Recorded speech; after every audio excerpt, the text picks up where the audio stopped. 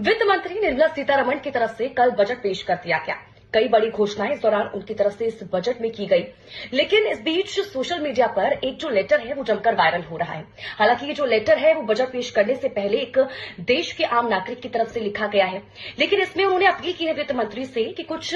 इस बजट में जो आने वाला बजट है उसमें कुछ लोगों पर और कुछ चीजों पर टैक्स लगाने की जरूरत है, और ये टैक्सेस जो हैं वो देश की मेंटल हेल्थ बजट के लिए बेहद ही जरूरी हो जाती हैं। अब बाकायदा इस लेटर में वो लिस्ट भी दी गई है कि किन किन पर टैक्स लगाने की जरूरत है। तो सबसे पहले उन्होंने जिक्र किया है जो जेंजी वर्ड होते हैं। दरअसल उन्होंने कहा है कि कई जेंजी वर्ड्स के जो मीनिंग है वो अंदर तक, दिल के अंदर तक चुभते हैं, तो उन पर टैक्स लगाने की जरूरत है। उसके बाद इस लेटर में उन्होंने लिखा है कि वो मैनेजर्स जो वीकेंड पर 5 मिनट के लिए कॉल करते हैं और पूरे दिन काम करवाते हैं, ऐसे मैनेजर्स पर भी टैक्स लगना चाहिए। उसके बाद उन्होंने लिखा है कि जो एयरपोर्ट लॉन्जेस हैं उनको जो लोग भंडारा स्थल बना देते हैं उन पर भी टैक्स लगना बेहद ही जरूरी है।